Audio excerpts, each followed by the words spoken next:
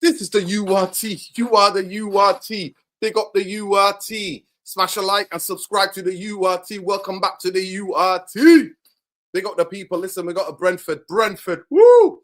All United fans. You know what I mean? Giddy FC on Big Smoke. It's only Brentford. They're one of the favourites to get relegated this season. And then we turn up and then all hell breaks loose. You know how it is. Always we turn up to these places and they get the first goal, the crowd is up, and the rest is history, people. We've been here before. Can Ruben Amorim, this specific team, win 2 games in a row? All will be revealed 12:30 tomorrow. Between 12:30 and 2:30, it will all be revealed. Plus, all Manchester United news, people, all news, everything else, and Amorim's presser as well. We're going to be reacting to that. But big up, please smash a like on the video, subscribe to the channel if you're not subscribed. Ben, let me know if you are free. I can send you the link. Big up, people. Smash the like, subscribe to the channel if you're not already subscribed, and we'll see you on the other side.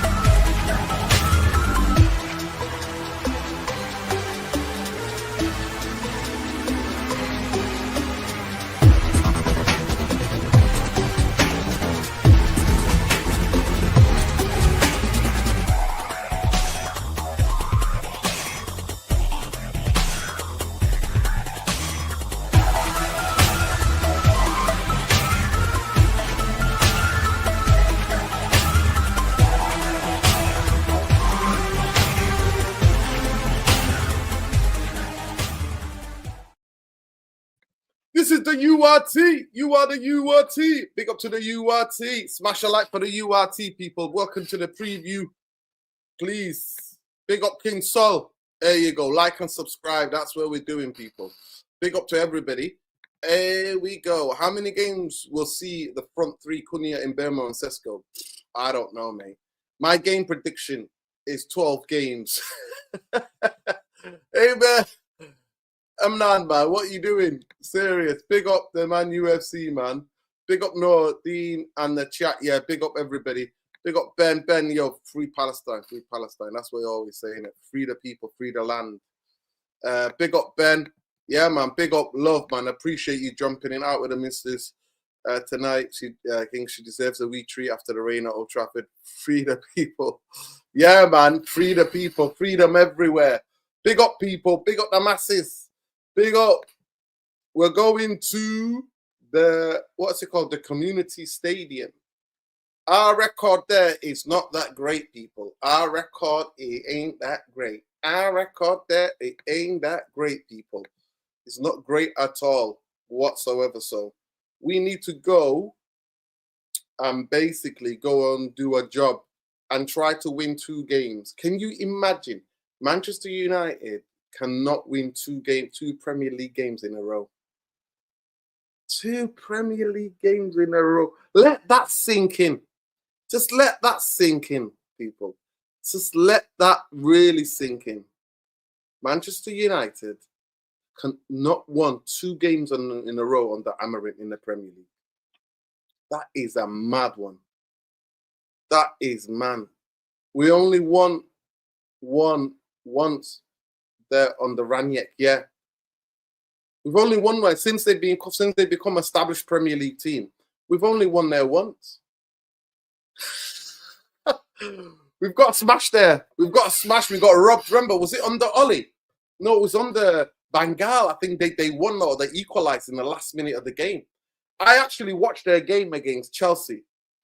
I watched their game against Chelsea, and that was something to behold. But yeah, it ain't easy, people. It ain't easy.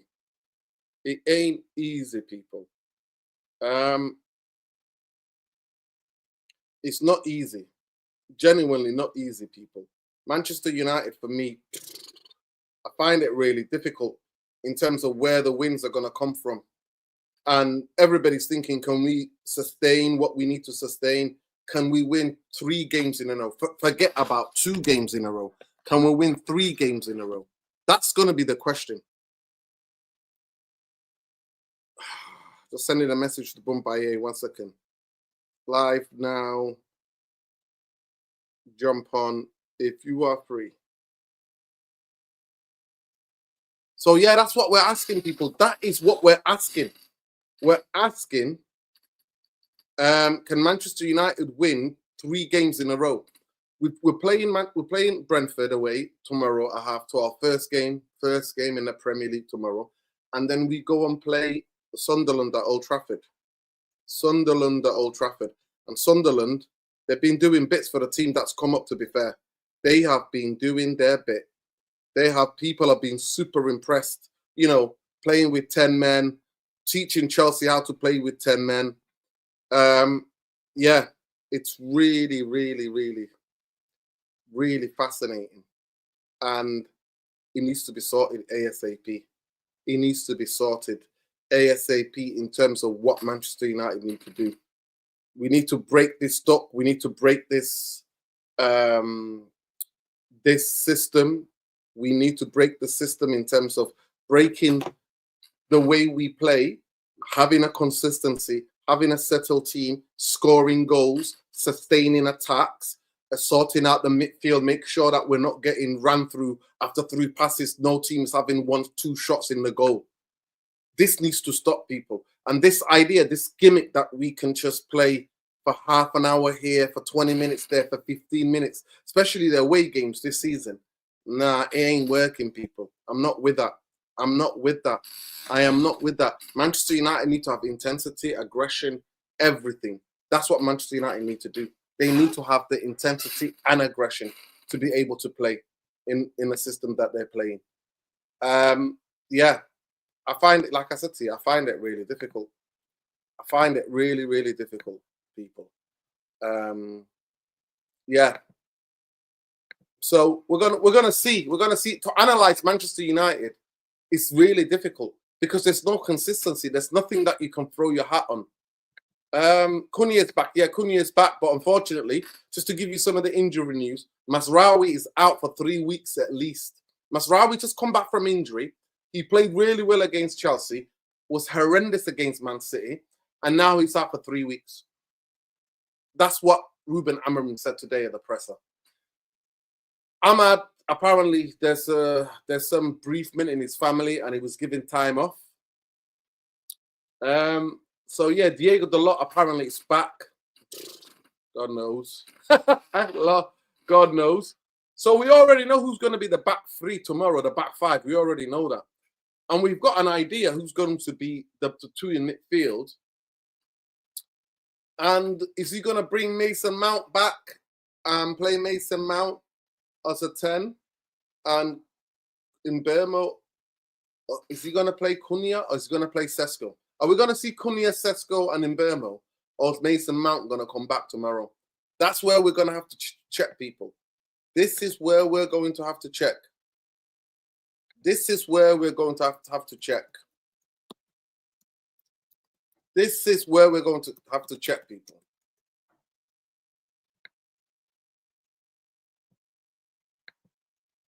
Yeah.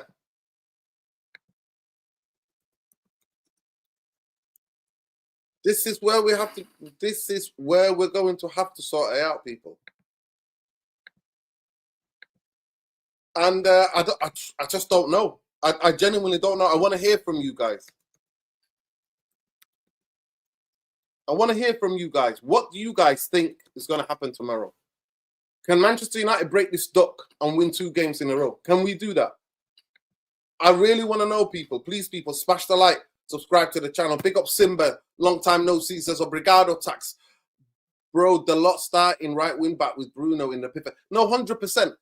He's going to have to start because we have got no Amad Diallo and we've got no Mazraoui. So Diego Dalot has to start tomorrow. Diego Dalot has to start tomorrow because who else are you going to play there? Who else are you going to put there? Who else are you going to play there? Are you going to put Lenny Yoro out there and play Shaw, De Ligt, and Maguire? Is that what we're going to do? It's going to be very interesting.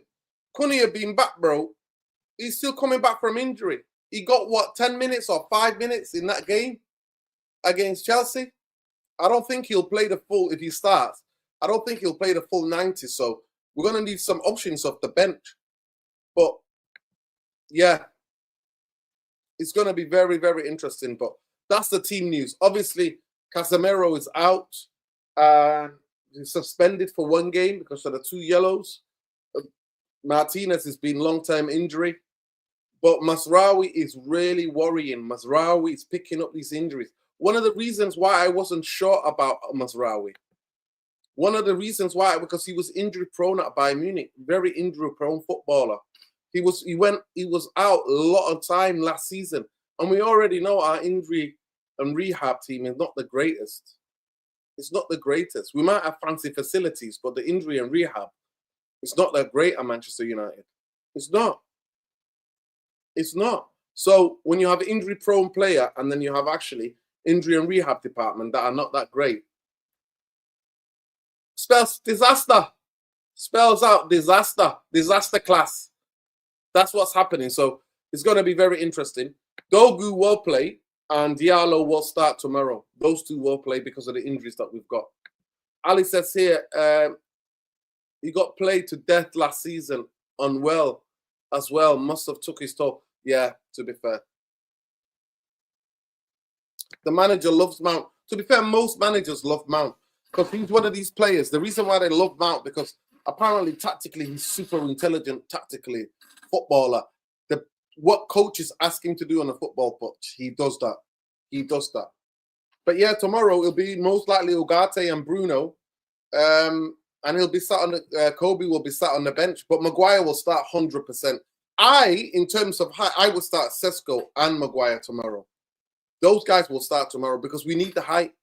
These are the absolute set-piece merchants. Set-piece merchants. This ain't no joke, people. They are set-piece merchants. But big up to the UR team, man. Let's get the people in here. People, please smash the like on the video. Subscribe to the channel if you're not already subscribed. Simba saying here, Matt's injury prone at Bayern last year. He played way too much football, and now we're seeing it affect our medical fitness condition staff. Is worse in the Premier League, though. Yeah. Nuruddin, would you start Maguire tomorrow? Long throws, FC. Yeah, 100%. 100%. 100%. I would. That video is mad. Why are you taking the piss out of Ronaldinho, man? Leave Ronaldinho out, man. That's a horrible photo of Ronaldinho. Or like a cartoonish character. That's a caricature. That's not really great. Ronaldinho was an amazing footballer, man. He's one of the reasons why people love football, man. What a player he was. Manager loves Mount. Yeah, 100%. How does Sirkzee get on the pitch? I told you, look. I was explaining to you from last season onwards. I was telling you, look, from last season onwards, that is going to be a struggle for Sirkzee. I think Sirkzee should have left and played football somewhere else. 100,000,000%. He should have gone on and played football somewhere else because I don't think the coach rates him. I really don't think the coach rates him. I really don't. I genuinely do not think the coach rates him. Can you guys hear me still? 1 2 1 2 1 2. 1 2. Can you guys hear me? Can you still hear me? 1 2 1 2 1 2. Can you guys still hear me clearly? Ali, let me know if you can hear me. Loud and clear. Big up. Big up the people. Big up the massive. I thought the sound just dropped then, man. You never know with YouTube. Sabotage these days, man. Big up to every one of you. Please smash the likes on the video. Subscribe to the channel. Let's get to 100 likes ASAP. But yeah, from last season, I remember before the March International, Sirkzee was in the team with, and then he gave a couple of games. He was substitute, Rasmus, even though he was played to death. Sirkzee played. We look way better. We look so much better as a football team when Sirkzee, because Sirkzee can play and can play the ball and can play in between. To me, I'd love to see Sirkzee Cunha, Mbeumo, Sesko on the football pitch. I really would love to see that because I know that they would connect. They would connect. Those passes would connect. He would connect. He would bring the ball down. He would bring some sort of calmness in the last third, other than just being crazy, staggered football, like chaos football. So, yeah, I would love to see him. He's a fantastic player, but I don't think the coach rates him because then he dropped him and then our form dipped. Even the way we were playing, that performances dipped. When he dropped Xerxes after the March International last season, because he was the only one who can hold up the play. He was the only one who can hold up the play. But yeah, let's get to some quotes. Let's get to some of the things from the presser. Let me bring some stuff up for you lot. Big up to the people. Big up the gang. Please smash the like. Let's get to 100 likes ASAP, people. Let's do it. Let's do it. Let's do it. Let's do it. Let's get there, people. But let me bring you some quotes, people. Let me bring you some quotes. Let me bring you some quotes from the presser today, if any of you have not watched the presser. So this is the boys, this is the boys, this is the boys that have travelled down. This is the people that have travelled. So confirmed squad for Brentford, Bayindir, Lemons, Heaton, Heaven, Delit, Maguire, Fredrickson, Yoro, Shaw, Leon, Dalot, Dogu, Ugarte, Mainu, Fernandez, Mount, Mbeumo, Cunha, Xerxes, Sesko. This is the team that travelled. You can see them here. Them getting on the train today. Stockport, mate. From Stockport. There you go. London, Houston, Collins, Stafford. These are the boys in the trackies. There you go. The lot is among them. There he is. There's Sesko there. Big man Sesko. Yeah, there's Harry. Ari.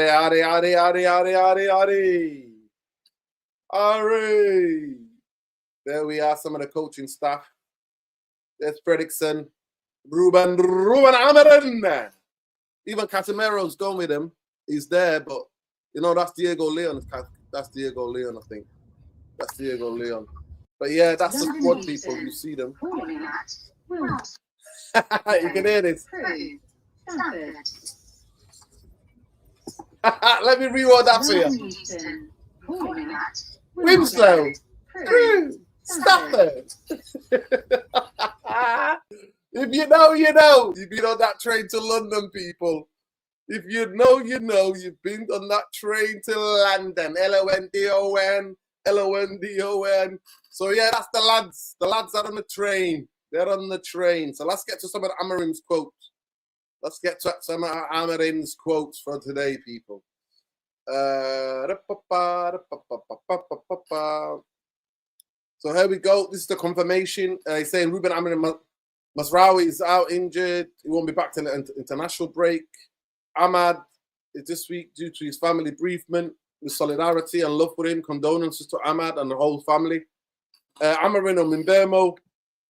Here he's saying that's really important for everything that he's been doing, the light he brings to the dressing room. He's not the guy who talks, but he's always there to help us. He runs a lot, presses a lot. He's a different threat to last season. I'm more than happy with Brian. So, yeah, bigging up Brian. Obviously, this is Brian's first game back at Brentford.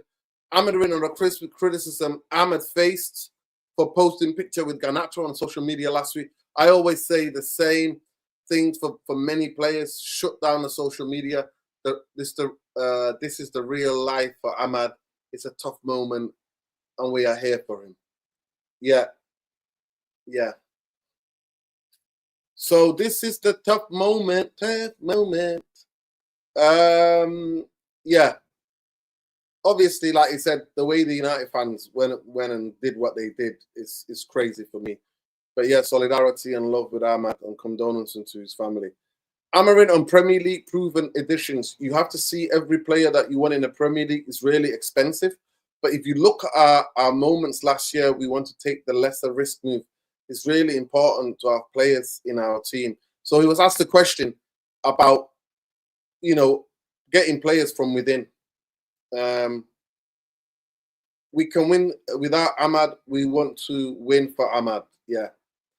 Amarim grieving Ahmad, difficult time, the kind of situation. The next game doesn't matter. We can win without Ahmad, and we will win without Ahmad.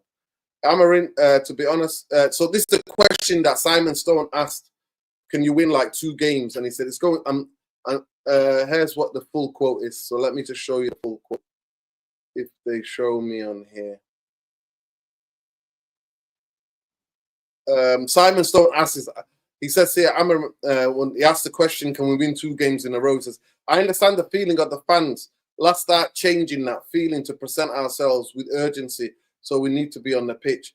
Amarin building momentum. It's really important that we talk about at the end of the game. We need the sense of urgency that we need to win, no matter what. It's going to be really difficult. Every time we start prepare for the next game and watch the opponents, we think is going to be really tough. I have the feeling, but for me, we cannot control the game. The most important thing is to start the game like we did against Chelsea and Burnley. These kind of games, we need to be really focused and have the feeling of needing the win every match. So he's talking about being asked about can Manchester United win. And the guy said, can you guarantee? He says, to be honest, I don't have any idea. I don't know what it's going to be. I'm the manager of the team. Yeah. This is what he's saying, people. This is what he's saying. This is what he's saying. We'll come back to this. I'm going to come back to this in a minute. But yeah, that's what we heard from Amarim today. Big up to everybody. Please smash a like, subscribe to the channel if you're not already subscribed. Accommodating Mason effing Mount. Yeah, yikes. Simba is saying, let me just remove this for a minute. Simba is saying, let me just bring this a bit. There we go. Simba is here saying,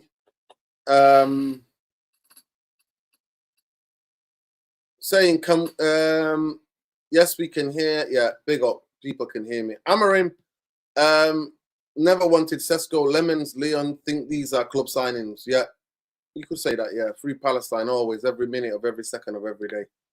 Big up. Mason Mount, the lot starting tomorrow. I don't know how much I can take anymore. To be fair, Mason Mount is not being terrible. He's not being terrible, but Diego Dalot has been terrible. He's been woeful. Sesko won the match against Chelsea. He did flick on cost in Bermo to run him behind for the, we got to play him. Yeah, you would think that, especially subbing him, especially the way that he subbed him. You would think that he would start in tomorrow. What you guys think? I'm just going to come out with it, people. Make sure you get involved in the community. Community question.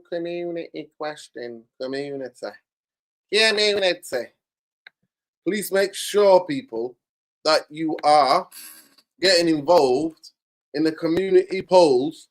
I'm gonna put on there so you can let me know who's gonna start tomorrow. In terms, especially, is Sesko gonna start? Yes or no? Is there more chance of Mount starting or Sesko starting? That's the community question. Who's gonna start? I think Sesko's going to start because they're playing the long balls and he's the taller. We need to play a lot of the taller players tomorrow. Do you think Sesko will start? Sesko and Cunha will start tomorrow. That's the question. Yes or nay? Actually, you know what? I'm going to do it the other way. Who do you think is going to start?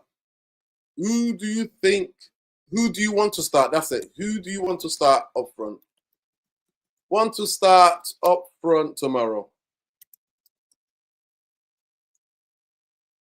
Who's your front three tomorrow? Who is your front three tomorrow?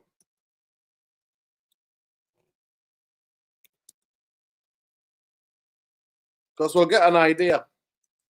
That's it. Because we're not thinking about Amar is going to do what he's going to do. Sesko and Bermo will definitely start. And Bermo.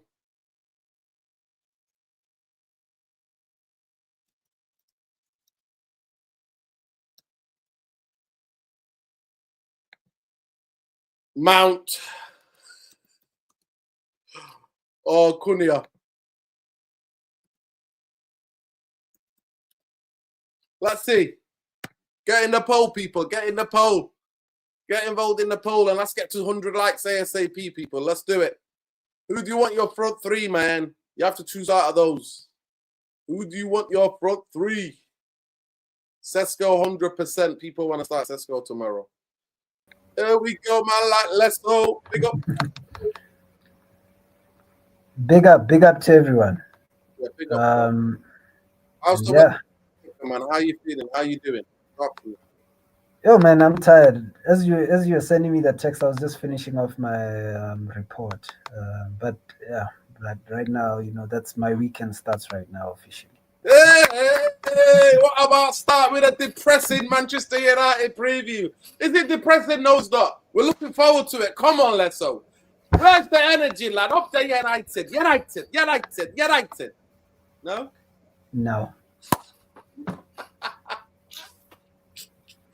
Talk to me, Lester. How you feeling, man? It's an early one tomorrow. What time do you have to get up tomorrow? 7 o'clock? 6 o'clock? No, no. You're only 2 hours ahead, aren't you? You're only 2 hours ahead. Yeah, I'm only 2 hours ahead. But essentially, man, I mean, I'd like to be positive, but I really cannot be delusional at the same time, So I have to manage my expectations with this football club at the moment. We all have our fair share of problems right now, so it's kind of hard to overlook them. In the sense, I'm still skeptical in how all of this is gonna pan out. And especially with the poor record, as Jamie's even stating it right now, we have a poor record. Bro, I can hear some tapping like that. Oh, okay. Can you hear it now? Yeah, I can still hear it. Is it the sound? It's all right now. Talk. It's all right now. Yeah, it's all right now. Okay. So essentially, man, we actually won 1 hour ahead. He's right. Especially what Jamie said, with back to back, we don't win back to back games. So if we do it, hey, I'm gonna congratulate the manager for finally doing it. And it is taking him almost, it's taking him almost a year to accomplish that. So it's not really something to celebrate. But I'm hoping that we do pick up the points. Can we do it against the smaller clubs? Because we've proven that we can do it against the bigger ones. And this is a real test for me. The one against Chelsea wasn't really a test.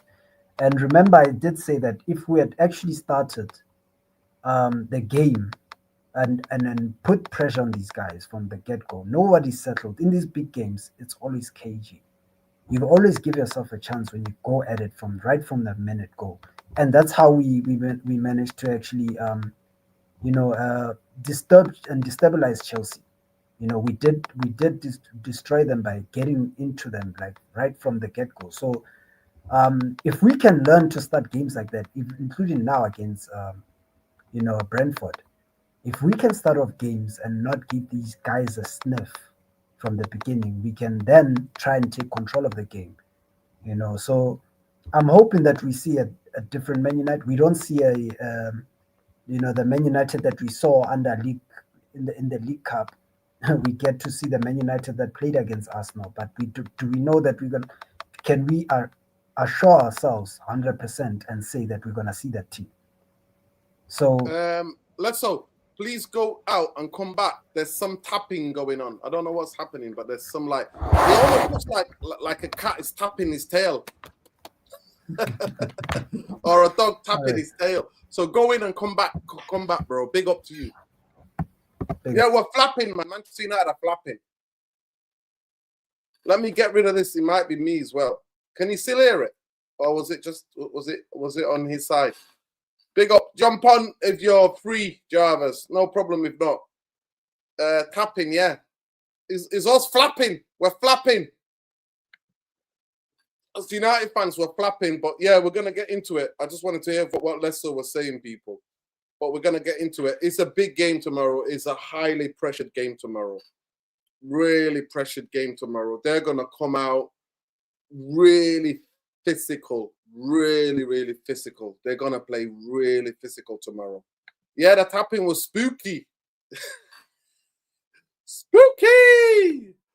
Yeah, me personally, I'm done with this manager. His tactics are shite. There's no difference between him and Tanai. Both styles are shite. It could be the biggest things, yeah. Big up to Jarvis. Appreciate your love. But yeah, people, honestly, tomorrow, one thing you expect from them is that you're going to tomorrow be surprised at the fact that you're going to be surprised in the fact that the level of physicality and what they're going to throw at us. Can Manchester United still? Because for me, teams like Brentford and that are like old school, like a throwback to what football used to be back in the day. And they absolutely just they play for all the averages, all of the little margins. They get that right. They're going to be very much well set up. They're going to get the ball in the air. They're going to fight and scrap for everything. Now, can we match them? Can we, Manchester United players and the coach, can these tactics match them and then actually put it on them? Can we do that? Can we do that? Big up Lesso. Lesso's back. Lesso, go ahead. So that's the question. Can we match them their physicality tomorrow? Do you think we can match them?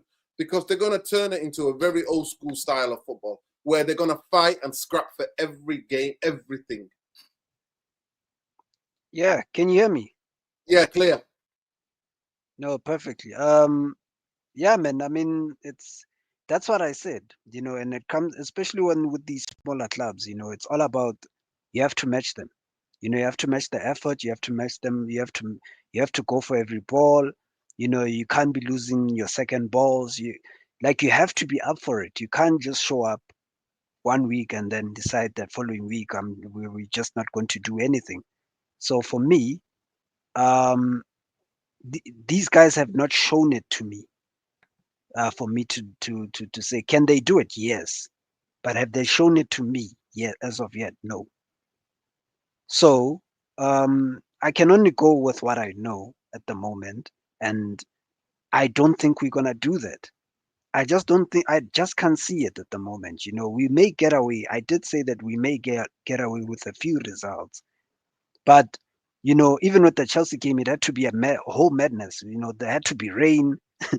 And there had to be crazy conditions for us to get a win. So going off that alone, there's so many red flags. There's still so many red flags. And we had to literally, when we went a man down ourselves, we couldn't even score. And instead they scored a goal. So it really does not tell me anything. That's what I said, that we can only go off, with these sort of games. These are the sort of games where we can tell or gauge where we're going. So, I mean, I don't see us matching them. I think we will start with the likes of Sesko. And I think he will start Sesko. I saw him in training a lot. So, and I saw them working on something with him. So he will start. I think Amorim knows that he needs a focal point anyway. So he will go with Sesko and he goes with the trials and tested. With the goalkeeping situation, I don't know. I don't know what you've heard, but is he gonna go with Binder, or with or is he gonna change the goalkeepers this week? We are absolutely screwed if he goes with Binder tomorrow. Because they're gonna stick every free kick. What they're gonna do tomorrow is that, either side, on the left or the right, they're gonna try to get fouls. That Shada, that kid, he's gonna try to do some mad skills. And then what's the other guy who's their best player? I'll get him up in a minute. The Danish lad. Damascad. I think Damascad, that's his name. Yeah, He's the best Damascad, player. yeah. They're going to try to go down and get balls in and literally put corners in swingers in, really make it physical. They've got this thing guy called Thiago. I think his name's Igor Thiago. He is really decent, this striker to replace Mbeumo. He's very good at holding up the ball. Very physical. It's going to be a physical test tomorrow, and we're going to have to see if we're going to be ready. But yeah, Bayern Dia, boy, oh boy. Big up to H Knock. He says, I have 3 wives feuding. It's okay. Listen, I don't need any wives, bro. Big up to you, though. I appreciate it. I don't need no wives here, bro. We don't need any wives here. Yeah. I'm worried about the throw-ins. Yeah, the throw-ins are going to be mad. We should play Lemons tomorrow. The guy stubborn as out by India will start. Yeah, I mean, who would you start tomorrow? That's the next community poll, people. By India or Lemons? But would you think would be too much throwing Lemons in at the deep end in a team that's really all about set play? Or do you think Bayendia has got a bit of confidence now in training, couple of the games, and now he's on a run of games maybe to play him, to stick with him? Yeah, no, knowing the manager and the psyche of the manager, I think he's going to go with whatever he's tried before. So you're going to see Binder in goal again, and that's just how that's just how the guy operates. That's why I don't bother, like, in a sense, I don't really think it's necessary to be, going and trying to pick teams, because he's going to pick exactly what he wants to pick, and I think he's going to try and go with Binder because that's all he knows at the moment. And is Lamens he's signing? No, I think that's more of a club signing.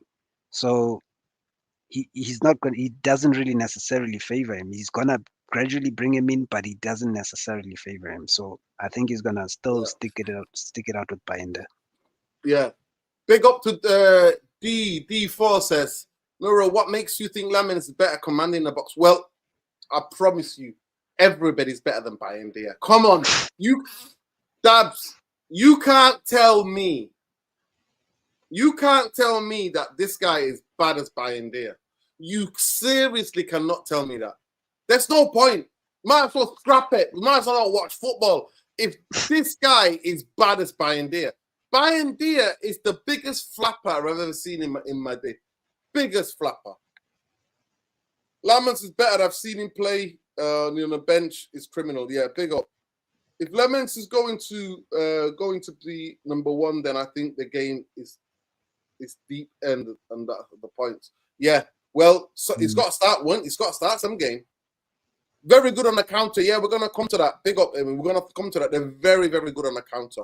And they've got the ex-Liverpool captain. People have forgot. Ex-Liverpool captain, but we'll go through their team. But yeah, their team, it ain't, you know what I mean? It ain't easy, people. They've got a decent team. Obviously, they've lost Wissa and Mbeumo, but they've got Henderson. You know what I mean? They've got Henderson. Yeah, they're not bad. They're a decent team. That's why I'm saying that I'm still worried, because they are a decent team. So it's not really, it's not all set for us.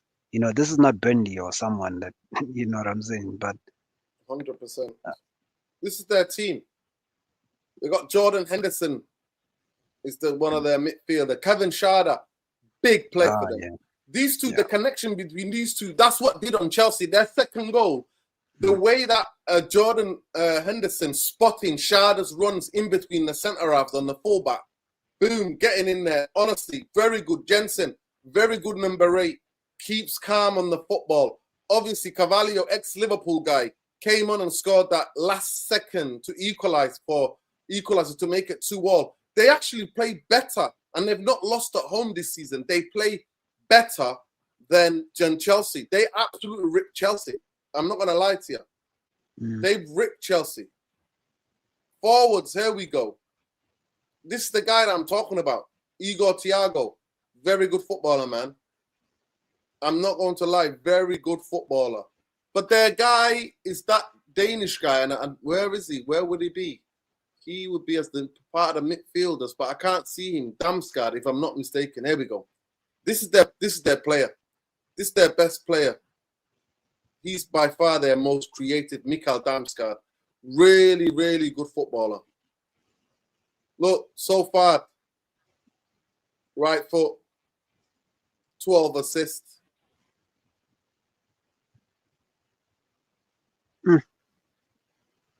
Yeah, since he's been at the club. But he's like the guy who's taking the mantle. He's been the guy who's taking the mantle. He's the guy they go to. But yeah, don't sleep on Sharda either. Sharda, fantastic. And specifically, he plays as like a forward, inverted forward. He plays behind he plays on either side. He'll play on the left-hand side, coming in on his right foot. Really good player, Kevin Sharda. Another top player for them. He's the one who was doing damage against Chelsea. So yeah, don't mess about, people. Do not mess about. And like I said, that this striker, this guy, he's quite decent, man. I'm not to you. He is a very physical footballer who really brings ball down. Brazilian guy, really good at bringing the ball down. Connecting with people. He's a good player. And people are going to go, who's this Thiago? Who's this guy? But yeah, in terms of how they play, if you want to talk about how they play obviously, so Keith Andrews, who used to be he's their coach. He used to be their set-piece coach. And yeah, he is somebody who is really good. You remember last season under the other manager who's now at Spurs, Thomas Frank? Yeah. They were scoring goals. I remember last season they had some crazy record where they scored 4 goals in 4 different games under a minute. Like under 20 seconds. They were doing some absolute madness. Game kicks off. They get the ball out wide. Everybody runs into the box. They were crossing it in, bang, goal. It was absolute madness. Last season, seriously, they were scoring some mad goals, and I'm like, what the hell? And the other teams have watched them, but they couldn't stop it. So he is Keith Andrews. He's an Irish, ex-Irish Republic of Ireland player. He was a player in the Premier League and in the Championship. But yeah, he was their coach. So 100% set-piece mastery, is if you want to call it. The continuing evolution of the club's dominant set-piece situations with Andrews' innovative routine and attention to both attacking and defensive set pieces. Out of possession, they're very aggressive, pressing particularly from the goal kicks. They trap opponents wide, combined with combative defensive structures. The dynamic in terms of the relentless of play, the commitment to relentless football. Dynamic meaning really competitive edge. To get the fans into the game, they fight for every throw-in, every free kick, every set piece they're fighting for. Yeah, in terms of their flair, comes from the wings. Like I said, and the biggest guy is the guy that I was just talking about, that young kid that I just showed you. He is their biggest player. He was their biggest player. Nuruddin, we're in trouble. We are in deep trouble. You know those You know what things. people tell me? Why are you picking up the opponents? I'm like, I've watched them against Chelsea. Chelsea, other than they got shit defense, have a better midfield and better attack than Manchester United, especially the way they combine with each other. They finished in the Champions League position for a reason. They won the World Cup club, whatever you think, it was a pre-season kind of thing, but they won that for a reason. They put Paris Saint-Germain to fucking bed. So we beat them, and we had to beat them. There had to be the universe had to go 3 ways for Manchester United to beat Chelsea. So at the end of the day, it's not going to be easy team to play against tomorrow. I am not bigging them up. I'm just trying to explain to United fans who do not know how technical this team is. Kevin Sharda, big player for them. Big player for them.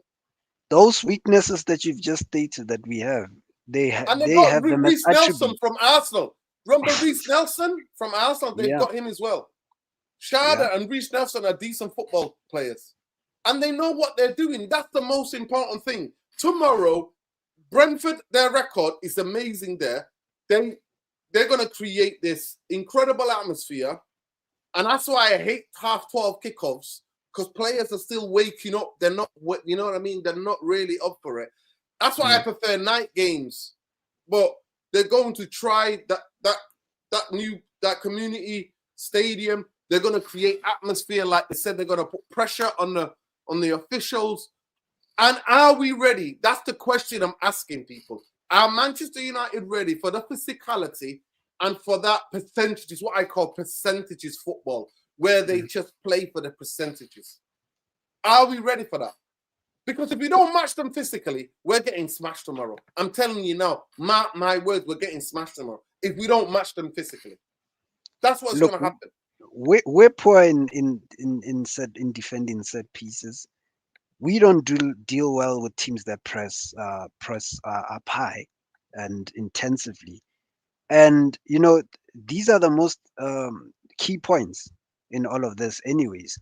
That's our weaknesses. If you're good with the set pieces, if you have a midfield three, and a very energetic midfield three, and you're also good in terms of set pieces, that's why I'm saying that these are the things that that they're your three key elements in defeating Manchester United, because no matter what we do, we're not going to counteract that with the way this manager sets up the team anyways. So these guys are going to be up for it. You need to understand that they're going to be up for it. They managed, to sneak 2 goals past Chelsea. You understand? They're very dangerous and in the counter attacks as well. And so I'm sorry, like it's a red flag. It's a red flag for me to expect us to go there and get 3 points. I don't see us personally doing that, and it's not out of a negative place. It's the way I measure up in terms of, I don't see us improving those aspects. We still play with a midfield 2. They're gonna have the midfield 3. They're probably gonna overload it just because we play with a 2, anyways. So we're going to be out battled in midfield. These guys run. These guys cover a whole lot of distance as well. That's what people don't understand. They cover a whole lot of distance.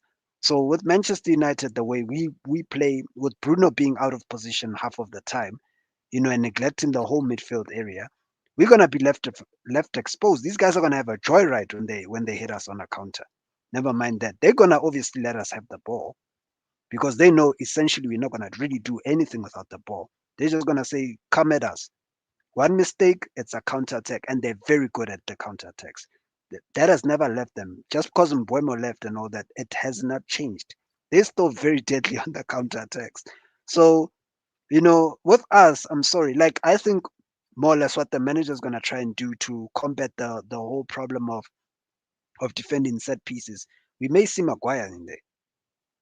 We may see him start Maguire because of the whole point that we're very poor at set pieces, and he may have that assurance in terms of helping us defend from the set pieces, and that's the only reason why I can see him play Maguire. But other than that, it's not looking good. Like, we would have to grind that result. We would have to grind it in order to win. I don't see us outplaying these guys and putting them to the sword.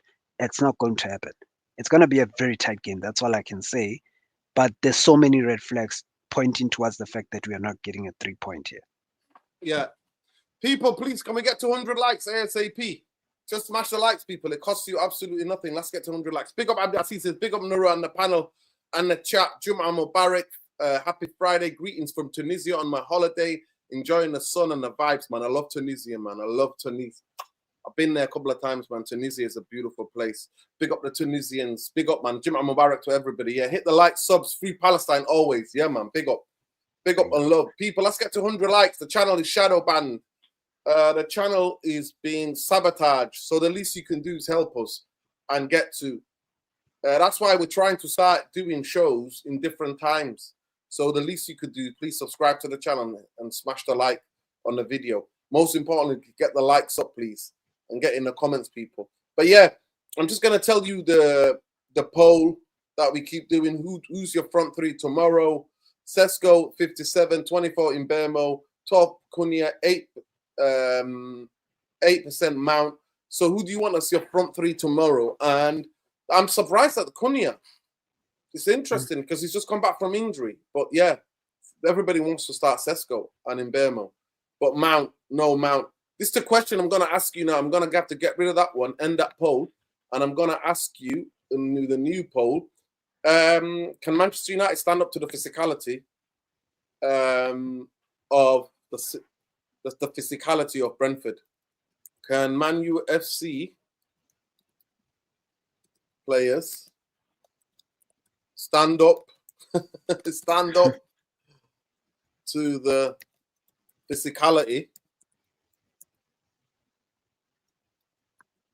physicality of Brentford? Because if we don't win the physical challenge, we're going to get beat tomorrow.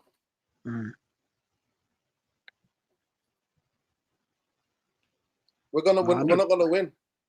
No, 100%. But it's been like that, to be honest. You know, in most of these games where you play away, you know, these teams are up for it. If you're not up for it, I'm sorry. Like, if you want to have off days and you feel like some days you just don't feel like wanting, you don't feel like playing, you're going to get beat. This is the Premier League at the end of the day. You know, you have to be up for games. If you're not, one slip up, you lose. That's it. You know, and yeah, these guys want the points. They're motivated after the you know, more than anything right now. So, you know, they're gonna want to prove themselves, and you know, they'll be up for this game. They smell blood. They know with us, with Manchester United, we're not a team that can, you know, we're not consistent. So they're very much confident in going at it. So yeah. Yeah, big up Simba. Our record in London is dreadful. It's absolutely dreadful. Big up to lower class Brum. Big up to you, man. I hope everything's all good, man. We're not seeing you on the streams, but big up. I agree, Brentford are a problem, but United's sterile possession game, I think you might grind out a 1-0 or 2-win win. I'll take that. I'll bite your hand off for a 1-0. Tomorrow we'll lose 3-1. God. People, come on. We've got to be. Where's this United fans? That's why Bumbaye and these guys, I need these guys to be here. Because they're really optimistic United fans, man. I think we'll get beat regardless of Seske plays or not. Simba saying we're the worst team in the Prem when it comes to physicality. Second goal against City score summed it up. I choose. No, absolutely. This team is weak. Wow, people. Wow. But anyway, let's get some notes. Let's get some notes, man. Let's get some notes, people, about tomorrow. Let me hit you with a 1 2 1 2 1 2 3 4. Let me hit you with a 1 2 1 2 1 2 1 2 in terms of like what we're expecting tomorrow and all of the stats.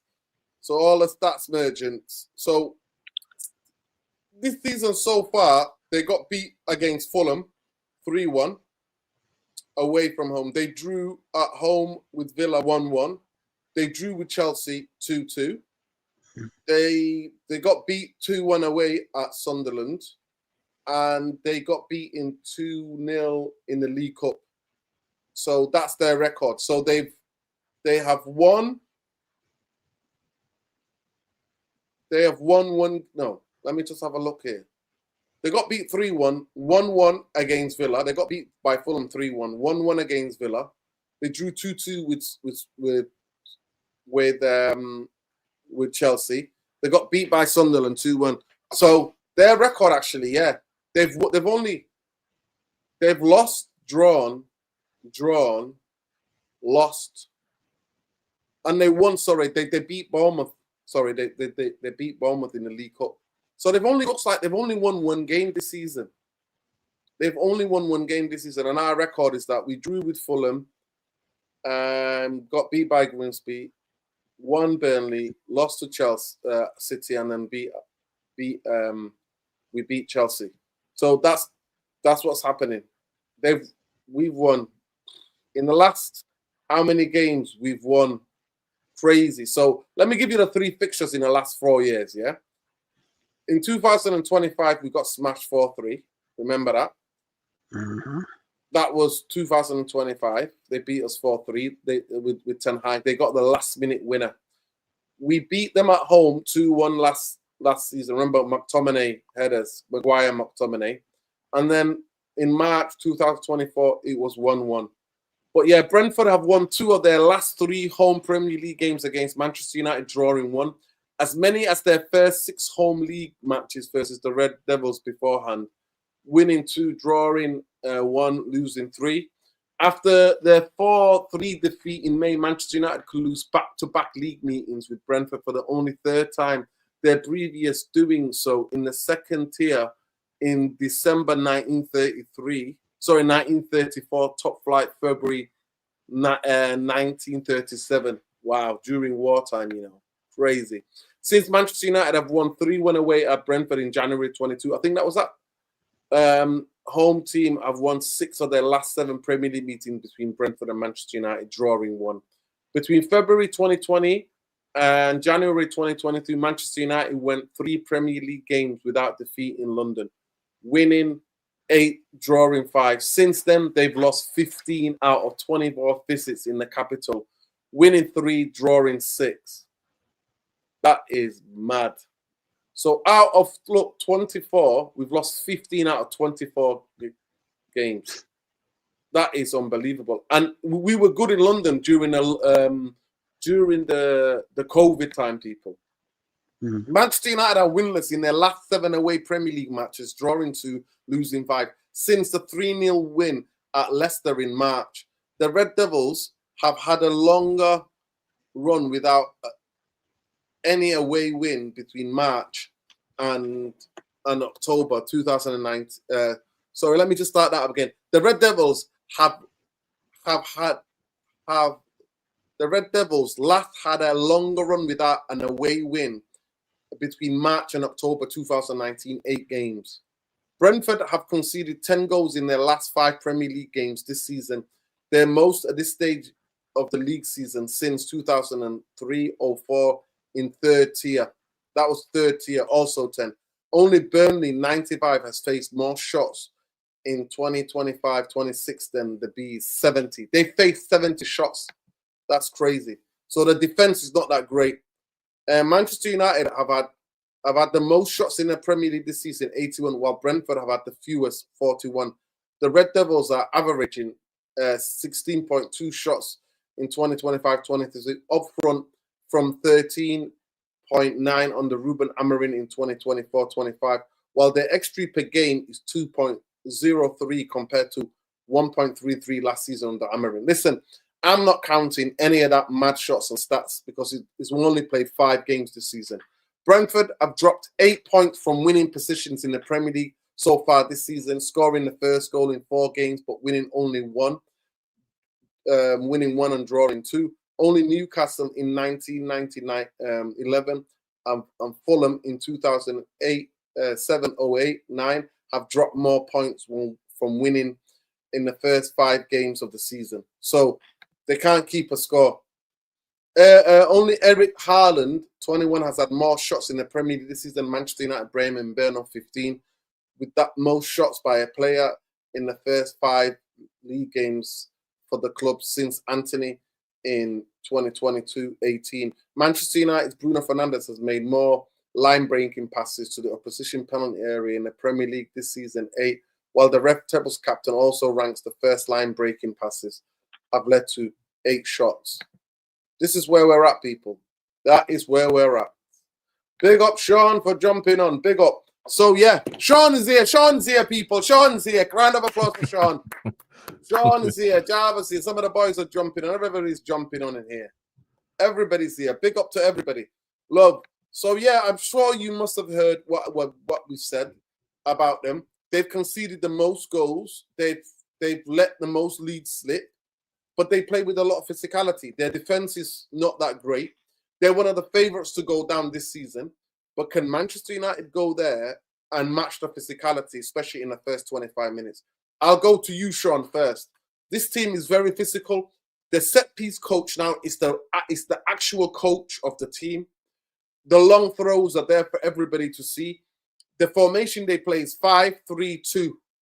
They play with that kid, oh, God, I always forget his bloody name. Shada, is it Shada? And Igor, the Brazilian Igor Thiago, and Kevin Shada. They're the 2 people that play up front. They play with Menson, a lot of Scandinavian players, by the way, which Jarvis will be able to give us some insight into. Damascad, Mike Jensen. And, Matt Jensen, Higher. And usually, what's his name? The former Chelsea, the former Liverpool captain, Henderson. That's what they play. Yeah, that's what they played. So, Sean, can Manchester United withstand the physicality tomorrow and match them for physicality and earn the right to win the football game? Big up to you, man. I hope you're well. Big up, guys. Technically, anything is possible now, right? I think when it comes to physicality, very political line you hit us with there. Big up to you, Sean. No, anything is possible now. I think for me, I'm not really thinking about what Brentford can or can't do. I honestly don't think it matters. I think this game is entirely on us, United, to get 3 points. If we win, it will be because we're the better team. If we lose, it will be because we capitulated. Like, there's no... Brentford has nothing to offer. And I think, as you said yourself, they're likely to go down this season. I think we're probably going to have a very strong initial 20 to 25 minutes, as we've seen a lot. And I think whether or not we can capitalize, can we score when we're dominating in the first 20 minutes, I think would be the main problem. Because the longer that game drags on as a 0-0 or something, the more pressure there would be, the likelier it is that we would lose the game eventually. So I'm hoping for an initial 20-minute blitz or so. Let's score. And then if we end up like Chelsea, where, you know, at the end of the game we're holding on for dear life, it's fine, as long as we get 3 points. 3 points is single-handedly the most important thing. Because the narrative, from my perspective, right, I think Amorim, honestly, I wanted him sacked 3 weeks ago. But I have to admire just the strong-headedness on its own, right? Because this guy is either going to turn out to be a genius or the biggest clown that has ever come across United. And so he has put himself out there. All of us disagree with him. He's willing to have the arguments. Like, he's confronting all his doubters, he's not hiding behind anything. He's confronting all of us. So I think, you know, this game against Brentford is an opportunity for him and for the team to turn the tide. Because it is early in the season. There is an opportunity for us to climb up the table. This is the time to rack points. So, you know, there's really a lot that could come out of this game. I think if we win, it's going to be peace, you know, all over the world, peace across the fan base. But if we lose, it's back to square one. So that's why my answer was political. There's not much to say about this United team other than I hope for the best. I really do just hope for the best. And I think if we show up with the right attitude, I think we can win. Yeah, big up. Same question to you, Jarvis. Big up to you. How you doing?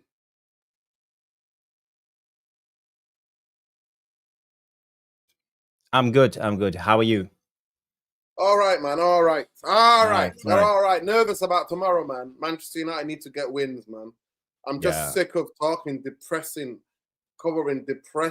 Manchester United. It's really, really tiresome. It's really getting me down. I'm not gonna lie. It's even though I know the problems at the football club, but it still gets you down because you just like, it's one game a week as well. So you look forward to all week and then you think, fuck, my weekend gonna be ruined. Yeah. You know, the whole week's gonna be ruined. But yeah, what are you thinking, Jarvis? Can Manchester United match the physicality? Because that's what they're gonna hit us with. Their stadium is tight stadium. They get their fans up on it. You know, we don't really do really good early 12:30 kickoffs. They are 100% worse team than they are, but they're still set up. I watched the game against Chelsea. They really troubled Chelsea. They made the game about physicality. They made the game about set pieces, long throws. They squeezed Chelsea. They really squeezed Chelsea. And the fans, once the fans are engaged, the tails were up. And Chelsea are a better team than us. The facts don't lie. They finished in the top 4 and we finished 15th last season. We might have beaten them this weekend, but I think that was under a lot of crazy circumstances, if you ask me. Yeah, could be a one-off. We would never know because there was a red card after 4 minutes. So, yeah. I share your concerns when it comes to the Brentford game, because I believe they are much better than people think. I see a lot of Man United fans are actually underestimating this Brentford team. They believe it will be an easy game. A lot of people think we will win it 3-0, 4-0, 5-0. You know, who's counting? But I'm not. I'm not getting giddy against this game, because I feel away against Brentford we have always struggled. I would say the last 3 to 4 seasons. They are a well-organized team. Okay, we will have possession, but possession for possession's sake means nothing. I think they will be comfortable sitting back and waiting for the counter. So for me, there's one thing: we need to keep our patience. We need to be patient on the ball. We can't keep stressing. And another thing is what's going on here? Okay, another thing is. God help us if you 1-0 down, because then I think it's over. That's the thing, because it will be hard to break down. They play with a back five and a midfield three, so they will sit back, absorb everything, play with a low block, be comfortable on the ball. They know going into this, the coach had told them all week, we won't have the ball that much, but we have to sting like a bee when it counts. We have to do everything we can to take those transitions, take those counterattacks. And they have a general organizer in Henderson, Jordan Henderson. He's been around for a lot of years, and we know how he is very vocal in his game. And I think is in a game like this he will thrive. Another thing is they have quick players. Okay, they have the Brazilian up top, Igor Thiago. He scored 2 goals in the last 3 games. Came from South America, I believe, Brazil, and he's a big guy, 6'2", he's strong, Very and physical.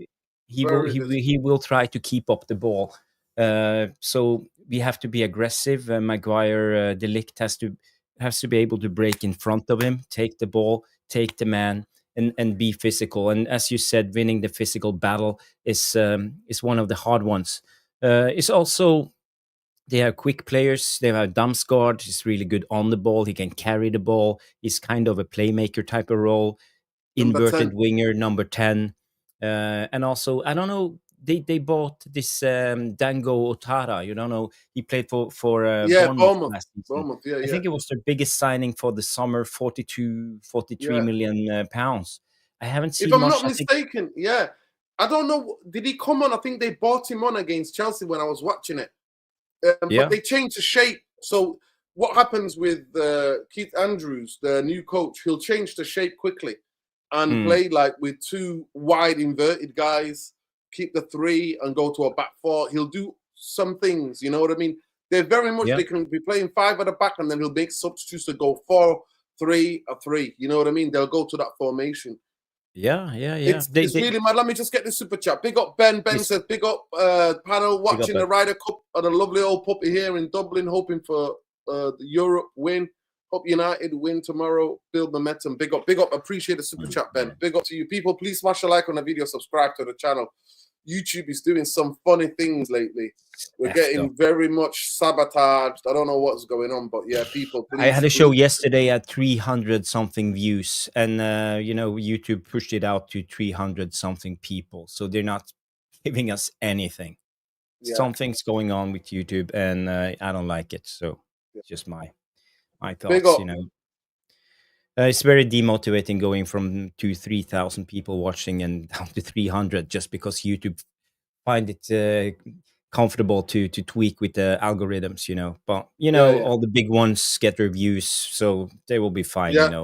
United Stan and all of them get all their views, but it's hard to be. So guys, everything you can do to help out. If you don't want to watch, we're already shadow banned already because of our political affiliations. Anyway, yeah. But big up Irfan, lamb and rice, man. You can't go wrong. Lamb and rice. If you're veggie, just order something else. But lamb and rice, you can't go wrong, bro. Big up. No. Yeah, I mean, a lot of people are underestimating. A lot of the United fans saying 3-1 United, 4-1 United, 2-0 United. Come on now, guys. I don't know where you guys are seeing United fans, but all the United fans I'm seeing from the United stand, just from the United stand to Nigerian football fans tribe to here on this channel to Flex and KG, nobody that I've seen is talking about 4-0 or 3-1. Everybody is traumatized generally across the board. United fans, people are traumatized, and people are scared of what could happen from this United team. I think few people expect a win. There are a couple of people who think that we can build momentum, and I think that on our day we should definitely, beat Brentford. But I just want to, correct the record. I haven't heard any kind of 4-1 or this thing. Everything I've heard is trepidation. It's all we could win. It would be really nice if we win. This should be good to get momentum, but we are scared. And I think that that's a reasonable position for United fans to be in right now. That things could, as I said, Amorim could either become, a hero or a disaster. Because the banter gods are just setting us up for a very, very fascinating season, wherein title contenders Arsenal could be 8 points behind Liverpool by the end of next week, and we could be just 2 points behind them. And I realize that this sounds a lot like what Ten Hag people were saying that season, that we're just 4 points from top four, stuff like that, right? So that's what makes this time so difficult. That's what I'm saying. If we want to be fair with ourselves, I think everybody, I've watched all the previews, whether it's Webby and O'Neill or Stretchford, everybody is kind of like, hopefully we win, but best case scenario 2-1, 2-0, 1-0. Hopefully we can get away with a win. I think most people are kind of like, in the middle. That confidence you guys are describing, I don't see it. I'm not gonna lie to you. I see it around me. Go ahead, Jarvis. Yeah, just a question on that. But let's say I'll give you a draw tomorrow. How many Man United fans would take it? Yeah, but if you ask the consensus, what do you reckon? I think 80% would have declined. I think most Man United fans believe we will win tomorrow. Nothing. No way. So those are two different things now, right? You said if you offer a draw, the confidence most fans is high. would take it. Yeah, and I think I would agree that most fans would decline a draw, not because confidence is high, but because those are the demands that United fans are having of Amorim and of the team right now. We want to win, right? I think generally United fans have kind of like we thought we thought Ten Hag was rock bottom, only for us to open the floor and see that there's still more. We can still go lower. So I think people have kind of reached a breaking point where the manager is saying he hates his players. Talk like everybody's kind of like, this season we're all going to die here. So like, well, no matter what happens, Amorim has to win. And so I think what you're hearing is the kind of like a demand that we must win, like we must beat Brentford. I don't think it's confidence that we will win. No. But this is saying it can always get worse. And I think a lot of Man United fans need to be reminded on that, because it can always get worse. And tomorrow, we could easily end up losing that game, and we could have 60% possession and an XG of 3.5 against 1.5 and still lose the game. And my POV will be that if we lose tomorrow, it wouldn't be because Brentford are anything. It'd be because this team, in keeping with what we've seen from them over the Amorim's tenure and before, the team is full of cowards. Like I think that's the only circumstance that we will lose, because the team was cowardly. I really don't see Brentford are a good Premier League side, sure, right? But they've lost the star player in Mbeumo. They've lost the star striker Wissa, and they lost the most important person in the team, Thomas Frank, the manager. So it's and the German goalkeeper Flecken. He's been around for 5, 6, 7 seasons. Great goalkeeper. And the Danish midfielder Norgard, who went to Arsenal. He was the glue in that team, always setting the rhythm. So they are weakened. I agree. Yeah. So people should be angry. Nobody should accept a draw right now against Brentford, because honestly and truly, and we've said this a lot, but if Amorim and this team cannot figure out a way to win, Cunha is back, Mason Mount is back. If he cannot figure out something, then and a lot of fans feel this way, but maybe he just doesn't. He can't cut it. Like this is the big leagues. This should be his bread and butter, right? We've been through the wilderness. We've suffered, right? Like, okay, away at Brentford with the team that you have, if you cannot come out with 3 points, just pack it up and let's go home. Basically. But how do you think it will affect Amorim if we lose tomorrow? Do you think it will be a dead man walking again? Are we from game to game now? That's it now, right? That's where we are right now. It's literally game to game. And if Amorim knows what is good for him, then he needs to fix that. And the only way to fix it is to build up momentum, build up a few games. And so we can't afford this game to game. Today I hate my players. Today I love my players. One thing or the other thing. No, everybody needs to be pulling in the same direction. There needs to be a hunger. There needs to be a fight. I like the fact that after the game against Chelsea, he didn't even take a second to bask in. There was nothing to bask in, but he didn't even take a second to. He was like, next game, Brentford. We need to stay aggressive. We need to stay hungry. That's what we want to see. But yes, Jarvis and guys, is every single game is an acquisition right now for Amorim. Yeah, but we usually get a reaction every time we put in a good performance. We haven't been able to put in 2 consecutive games in a row winning. I can't remember when it last time happened. I think it was under Ten Hag. We had a game we won against Wolves, Bournemouth, and Fulham, and I think we had 3 games in a row. But it's been a while. And yeah, I think it's a mental problem, and a lot of these players. The pressure is on every time we lose, so they get it together and manage to perform in the next game. But every time we win, the hallelujah choir will go in, and they feel so bigged up that they drop down 5%, and then we lose again. So again, I think it's a mental problem, and that's on the coach. I think the manager or the head coach should be able to reset his players after every game. As I said before, I told you this story about Bodø/Glimt. Up in the north, they hired a former fighter plane jet pilot, and he started with lots of things, but it was mostly mental progress, and they worked on after every game. First session Sunday morning after the Saturday's game, they went in 1 hour meditation just to get all the tension out of the body and reset the players for the next week and the next game. And after they started it, probably one of the best run clubs in the world, but they think at a higher level. And why would it take Man United 15 years to figure this out? We depend on one guy to reset the players.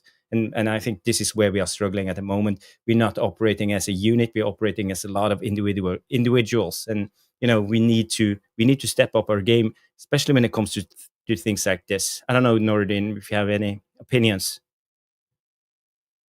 No, I do. I've got a lot of opinions. People, let's get to 100 likes ASAP.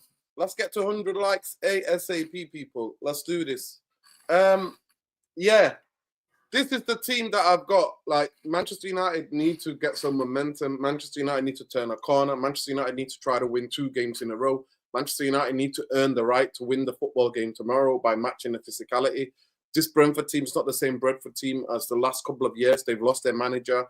They've got the set-piece guy as the coach now. He's the coach. They've conceded a lot of goals. I think they've conceded the most in the Premier League, since the beginning of the Premier League. They've lost a lot more leads. But this is the team that I've gone with and picked. But what difference in your front 3? Do you agree tomorrow that Bayende is going to start? And that's going to be Shaw, it's going to be Maguire, and it's going to be De Ligt. And Diego Dalot is the only right wing back that we've got. Dorgu is the only other guy because Masraoui and Ahmad are both not playing tomorrow. Ahmad, for a brief minute, condolence to him and his family. And Masraoui is out till now, the next international, for those of you who joined us late. I think Ugarte will play with Bruno. So let's pick the front 3. Who are we having, guys? Who do you think? No, not what you think you're going to do, but who do you think Amorim's going to pick? I don't think there's much really there now. Mbeumo, Cunha, and Sesko. I think we're going to see our front 3, our 200 million attacking lineup for the first time tomorrow. I also wouldn't be surprised if Kobe plays instead of Ugarte. My 2 cents. Yeah, I think the front 3 is gonna be the same. Yeah. Yeah, go on, Lesso. So, but he loves Mason Mount. No, you can go, Jarvis. So do you think he's going to try? Do you think Cunha only played 10 minutes? Was it 10 minutes in a Chelsea game? He was on the pitch for 10 minutes, if I'm not mistaken. So Yeah, do you think he's going to start tomorrow? For me, it's 100%. It's Cunha and Bumo and Sesko. You know, that's our front three, and doing anything else would be, I think it would be stupid. Especially when you think of it, how we utilized Bayinder in the last game. He only played it long all the time, and they need a target man. They need someone to hit the long ball on. And you know, I think Sesko and Bumo, especially, got a good relationship now. You could see it; they understand each other. The flick on the first on the, was it the red card from Sesko? So Sesko needs to start for me, and Bumo needs to start, and Cunha, if he's fit, he's the best option. You know, but we have Mason Mount. We have who else do we have actually? We've got. Is it Mason Mount because Sersky, Ahmad is not? Mason Mount, Sersky, Yeah. Sersky. But he doesn't fancy Sersky. No, he hasn't been. Yeah, well, he played a couple of minutes against Burnley, wasn't it? He played well that game, I believe. But for me, I would definitely go with the best front trio. But you know, now we see Bruno playing in as a roaming 8. He's more of a 10 than an 8 in a way. He gets a lot of freedom, but it worries me a little bit because Ugarte needs to be the single pivot, and Ugarte doesn't have it in him to be. Ugarte presses high, looking for the ball. Yeah, so I don't agree with that midfield duo of Bruno and Ugarte. I can't see it working. That's what he's going to play. That's what he's going to play tomorrow, Jarvis. You know that. He's not going to play. Casemiro's injured. He's not injured. He's suspended. And you know who's not going to start? Kobe Mainoo and Bruno tomorrow. Unless Bruno plays in the number 10 and he plays Kobe and Ugarte. Yeah, but you know, we talked about it. You know how Brentford will set up. We know they will sit back in a mid block to a low block and try to absorb our possession. So, you know, not playing Kobe Mainoo would be stupid of Amorim. Then he don't have a game plan and doesn't understand how Brentford will play, because I think they will sit back and try to counter even on a home ground. So Mainoo needs to play. Ugarte, what is Ugarte supposed to do playing against a low block? He can't distribute the ball. He can't hit it long. He can't do anything other than winning the ball back. And, you know, we don't need that. We will have control of the game. We will have the possession. In his head, he's going to think he's going to stop the counterattacks. Yeah. Well, I think it's down to the 3 centre-backs. They need to be aggressive. They need to be aggressive. What are you thinking? Is there anybody, do you agree with Jarvis that Kobe is going to play Kobe tomorrow? Kobe's going to get his first start of the season. No, I doubt it. I doubt he's going to play Kobe. I think this guy's going to go for the safest, whatever for him that worked. That's what he's going to go for. You know, I don't see him honestly changing it that drastically, to be honest, and especially in the midfield area we've seen. He prefers, you know, if it's not Casemiro, it's Ugarte, you know, and I think he will play Ugarte tomorrow because essentially, you know, that's who he thinks would. I think he's more defensive. If you look at the manager, he's more defensive minded than he is offensive. So he will be looking at whether to stop counterattacks, as Noreddin is saying. As opposed to, you know, he looks at the other team more than he looks at himself. And yeah, but you know, it doesn't make sense. If you want to, how do you avoid counterattack? Don't lose the ball, because you don't want to lose the ball. Then you get transitions. It's all about keeping hold of the ball, because we will have 65%, maybe 70% possession in this game, I believe. So we need our best ballers on the ball, who is secure on the ball, who can pass the ball. You know, playing Ugarte would be plain and simple stupid in my mind. Yeah, on about that now. I agree with Jarvis. I agree with Jarvis 100%. But you know, it hasn't made sense for quite some time, to be honest. But I don't know that I agree that it's a foregone conclusion that playing Ugarte would be quote unquote stupid, right? I would prefer to see Kobe Mainoo there, and I understand what you're getting at. But when I hear Amorim talk, I think he likes to take advantage of players' natural instincts. right? So he wants players who are naturally inclined, like Ugarte, for example, to be in a particular position. Intensity. So You're talking about intensity. He wants in players to be yeah, intense in the counter press all the time. And right, yeah, I agree. I agree with that. right. So if Ugarte doesn't have moments of madness where he cannot complete a 6-yard pass, right? Because we don't need Ugarte to be pinging balls from left to right. Ugate's role, for the most part, is going to be don't get caught sleeping on the ball, right? Don't give hospital passes to your defender and put him in trouble. Don't give away the ball carelessly. So if Ugarte can perform that simple function of don't have a 2/10 game, then I think he can survive, right? And I think what Amorim is trying to get from Kobe, he's trying to, which I think is a reasonable thing to expect, that as a 19-year-old, maybe you still have some stuff to learn. So let me teach you about being a midfielder, right? It's not enough that you're silky on the ball, that you have good ball control, that you have a nice touch. You need to also consider your positioning. Where do you stand on the pitch? How do you react to counterattack? All those kind of things. So either way, I think would work. I don't think playing Ugarte in and of itself is a death sentence, right? Because I think that there should be still too much quality in this But team. the reason why Jarvis is saying that, Sean, is that when a team that's going to play counter-attacking football and it's going to set up in a low block, you need your better passers in the team, your most creative, the people that can glide past people, is very good in a tight space, can actually break into the box. You need those type of footballer. No, Ugarte is more of a destroyer. But you have Cunha, you have Mbeumo, you have Patrick Dogu, who's fast But they and can need run. help. They need help. You have Dalot, who's need supposed to help, provide though, you overlap. But they need I'm help. saying everybody in the team has different roles and different functions, right? Ugarte, in and of himself, I don't think is tasked with being the creative point. So even if Brentford is going to sit back between Bruno, Dorgu, Dalot, Mbeumo, Sesko, and Cunha, they should be able to come up with a way to unlock them, right? I don't think it would fall entirely on Ugarte to be the creative this thing. If Ugarte has a stinker and we notice, there's a problem. If we notice Ugarte tomorrow's game, then there's a problem because it means that he's giving away the ball and he's being careless.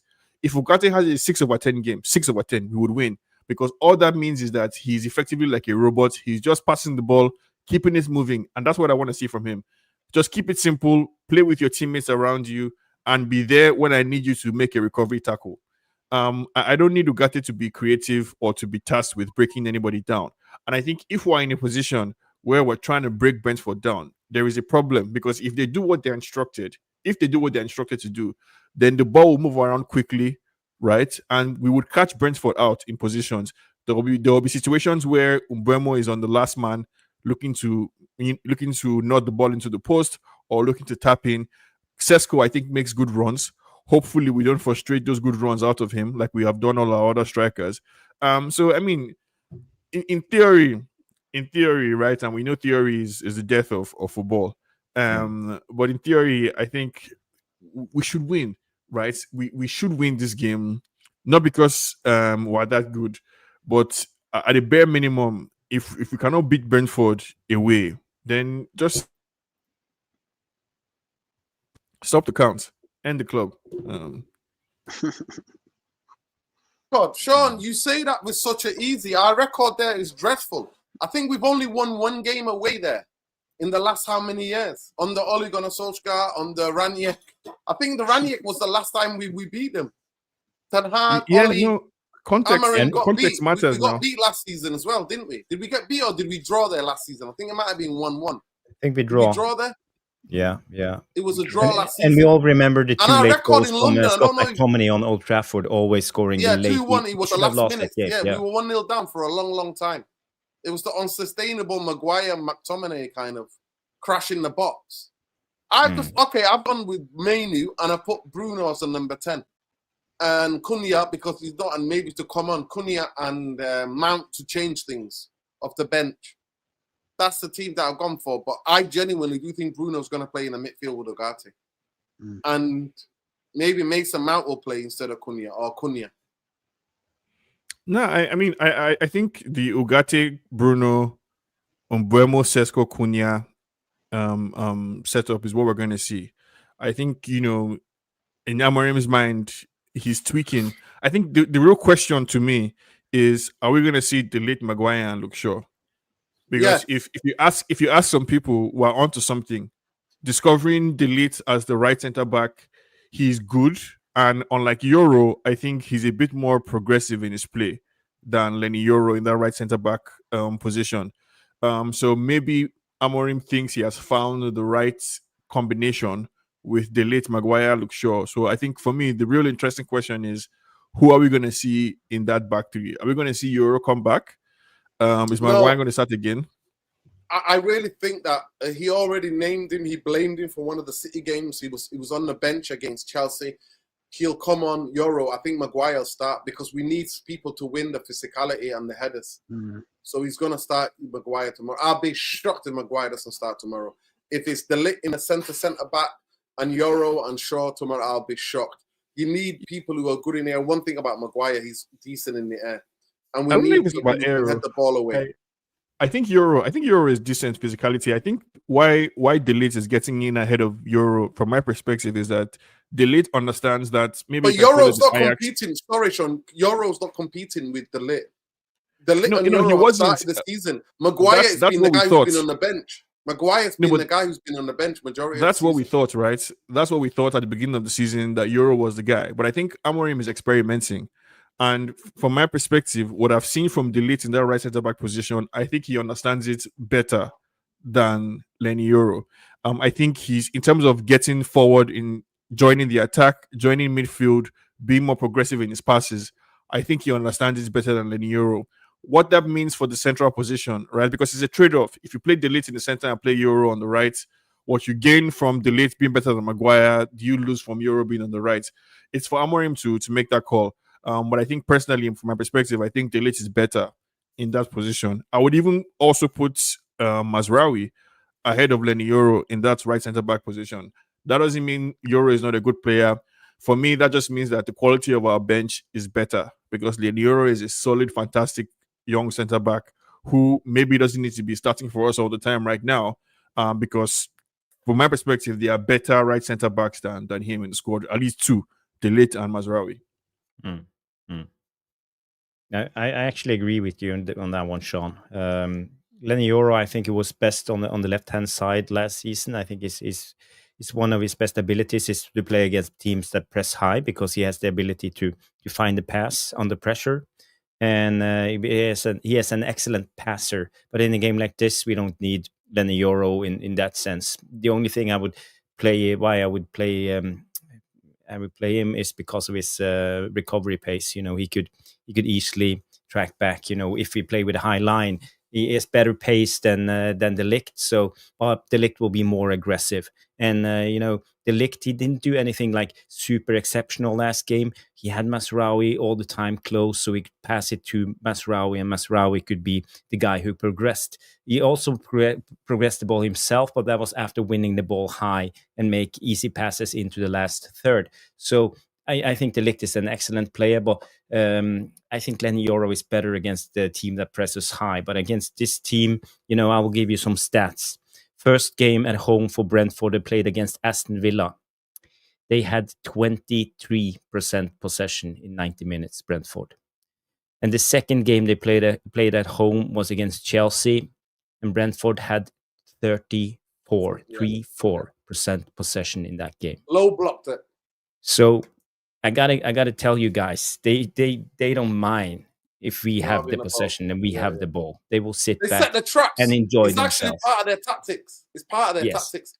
If you go and look at the goal that they scored against Chelsea, the way that the ball got to Henderson, one look over his shoulder, in Shada, in between the fullback and the centre half, boom, one touch, second touch, bam, third touch, back of the net. And they haven't had more than, playing away Bournemouth, 34% possession, playing away Against Sunderland, 45% possession. So, and Forest at home, away, 45% possession, and that's against Nottingham Forest. And we know how they played under... They play low block as well. Under Nunes. It was just low block, hitting it long. They play low block as well. So, you shouldn't look too much into stats, but it tells you something about what you can expect in that game. So I'm just saying, I want to play Yeah, I mean, Manu. but I want to play if I the want to best play bowlers. if I want to play devil advocates, right, Jarvis, we Mhm. shouldn't look into stats, but Amorim has some really favorable stats in his favor, right? So this United team have some really, really favorable stats that if somebody wanted to be capital D delusional, right now, they could focus on those stats. They could focus on the difficulty of the first 5 games. They could focus on the XG that we'd have. They could focus on all the creative stats, right, that are coming out in support of Amorim, giving him more time. So the stats could go either way. I think for this game, honestly, if Brentford right, they should build a castle. If Bruno Fernandes and Sesko and Cunha and Mbeumo are on points, we should have too much quality. I think is in that attack. Just those 4 players that I mentioned should be enough. Basically, Mbeumo seems like he's on fire. I love him. He's very direct, very attacking. He's clearly, I think, one of the key players in the squad already. Cunha also looks dangerous. So and what the first game of the weekend, right? All eyes on Man United. So yeah, it's either going to be a very happy Saturday. That's 4:30 a.m. my time. I'm going to be awake 4:30 a.m. to watch United. Yeah, So it's 4:30 either going to be a.m. that's Oh great. my 4:30 in the God. morning. Respect, so John. But I it's just want to say when it comes to the XG, I see a lot of Man United fans, tacticos, take out the XG stat and say we have dominating the XG. Okay, let's break it down. If you had a striker, let's say you had an XG of 10, and he only had scored 1 goal, would it tell you that striker is a good striker because he have 10 in XG? No, because he's ineffective. He's not good enough. And Fact. it comes down to quality.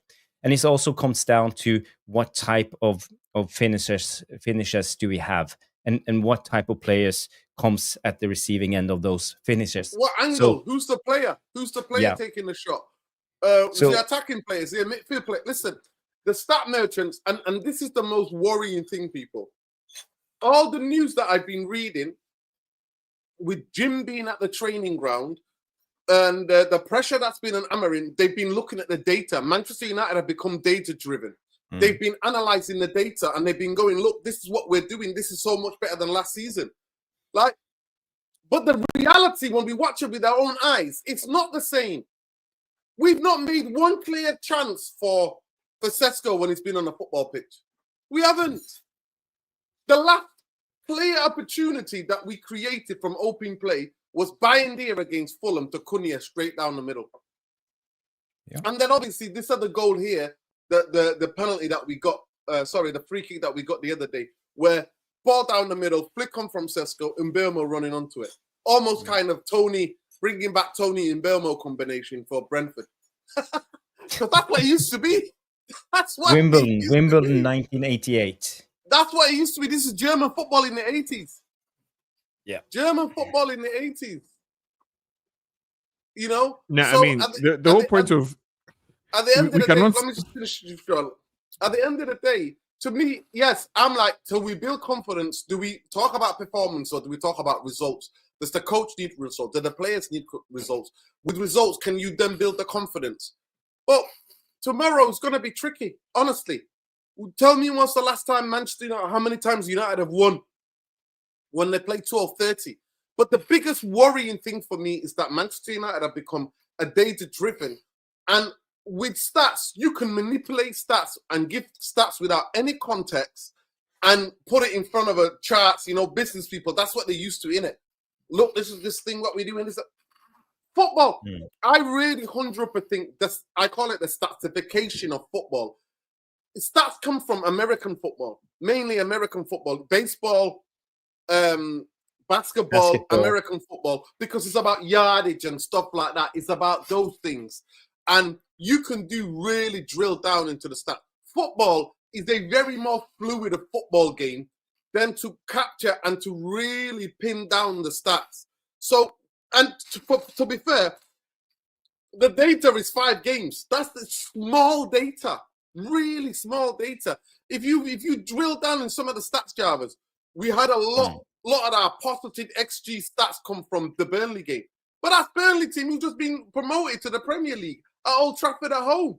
And we No, did the that in the Arsenal first game. half. The Arsenal game was a high data point as well. Was a high XG data point for the United team. But tell me Arsenal what set save back. did the goalkeeper make, Sean? Sean, the most important stat that people don't cover is the type of exceptional saves goalkeepers make against Manchester United. That should be a Look. fucking stat in football, because then it shows you the level of amount of difficulty in saves a goalkeeper makes, shows the type of attacking and the dynamicism in your attack. That should be a stat to be able to capture that. Against Arsenal, against Manchester United against Arsenal, Raya made one fantastic world-class save against Cunha. One save. The header from Mbemba was the middle of the goal. It wasn't in the corner. It was that much inside the goal. So he just saved it, palmed it out like a normal goalkeeper will do. But we got gaps. I mean, we got gaps as a fan base, that's as the a most fan base who important stat just for me. The most as a fan base who just went through. The most important stat for me, people, is the stat is how much we tested the goalkeeper and how many fantastic saves did he make. That is what I do a stat, because that's what I'm used to at Old Trafford. Remember, so many games on the Fergie in the 90s, 90s would be like, oh, the opposition goalkeeper must have had a game today to keep Manchester United out because of the level of attacking players we had. And then when you turn out, you go, actually, the times that where teams shut us out and we didn't score many goals, who got the man of the match? The opposition goalkeeper. I think as a team who has recently just gone through hell with goalkeeper, I would imagine that we would appreciate the more mundane aspects of goalkeeping, right? So even if what you're calling just a basic save, we've not seen that from our keeper even. So appreciate basic saves too. And then my response about this whole stats would be a political response too, in the sense that I don't think you should pick and choose. Oh, this is the only stats I rely on, or I only rely on my eyes, or I'm a complete stat merchant. I think you're supposed to take a holistic approach. And again, this is political, but take a holistic approach. Your eyes, like we are 2,000 years into the human experiment, and I think we know enough by now to know that you can't rely on just what you see, because the mind plays tricks on you. Your processing ability as a human being is limited, right? So you have data for a reason, but data can also be misleading because it needs to be interpreted. So use both. Go with your guts, the vibe that you get from Amorim, but also look at the data. Look at the data about what it says about how strong this United team is, how difficult the opposition that we faced in the first 5 games are, and so on and so forth. But when Sean, it all comes down to it, yeah. Some stuff. I agree when you can't dismiss stats entirely, but you can't overemphasize stats either. You got to keep it leveled. I can bring out some stats. Against Fulham, we had 3 shots on target. Against Arsenal, we had 7. Burnley, we had 6 shots on target. Against City, we had 2. And against Chelsea, we had 4 shots on target. So it gives us 22 shots on target in 5 games. That's an average of 4.3 shots on target a game. That's not bad. Well, I remember back in the days, just to draw some parallels on the Fergie, for example, when we used to lose, we always had 8 to 10 shots on target. Can you tell me anything about the quality of shots that we've had? That's what the XG metric is supposed to be. The XG metric is supposed to capture the quality of shots. Miss right? me out with the XG. XG is one of the worst stats ever invented in football. Go ahead, Travis. Yeah, well, XG doesn't tell you what player is taking the shot. It just tells you out of the 1,000 shots from one position, let's say it's a 35% chance to score. It doesn't tell you if it was Lewandowski who made the shot, or it was Harry Maguire or Luke Shaw or Bayindir. It doesn't say anything. It just tells you about a broad 1,000, I don't know, 10,000 shots from that position. So that's how they pick the XG. Yeah, that particular angle, that particular area of the yeah, right foot, it's left one of the foot, most header. useless stats. It's one of the most useless stats. Honestly, it's horrible. It's an indicator, but you gotta learn to read behind the stats. You can't just trust the stats blindly. And this is what I'm saying.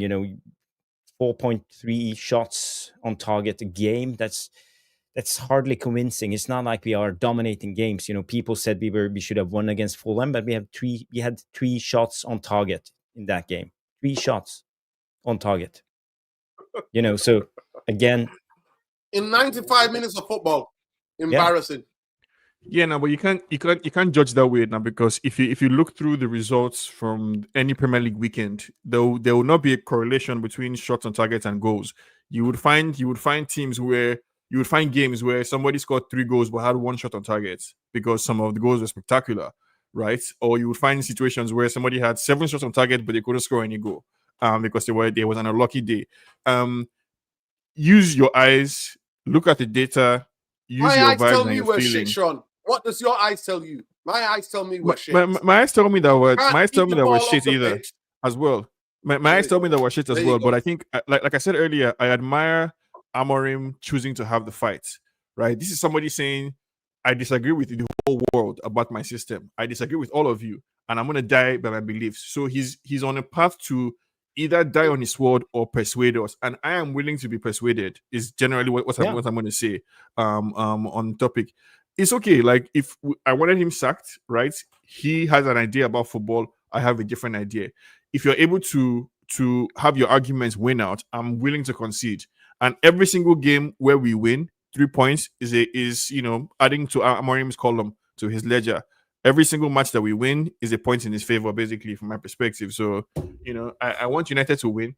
I don't want to wake up 4:30 a.m. tomorrow morning just to watch bullshit. That's crazy. So I want to win, and I will judge if we don't. That is crazy. That is crazy. You're getting up 4:30 in the morning. That's mad. Same thing with Australian, New Zealand fans, and all of the South Asia, Southeast Asia. All the people of that part of the world are waking up so many different times, man, to watch this shite. Honestly, that's why it's the level of privilege that we have living in Europe. I think even Southern Africa is only 1 hour ahead. Norway is 1 hour ahead. Than the UK. But yeah, it's crazy. It's crazy, people. Listen, go on the score. I'll start with you, Leto. Talk to me about the score. Tell me why United are going to win this game tomorrow. Where are we going to damage them? Yeah, well, we would obviously need to be intense. We'd have to play with a lot of intensity, a lot of physicality. We cannot afford to be losing second balls because they're going to bring it to us. They're going to be more than motivated to try and get the 3 points tomorrow. They'll have the fans behind them. They'll be get up for this game. And, we don't do well against them. They know this very well. So, I think we just need to start with the same level of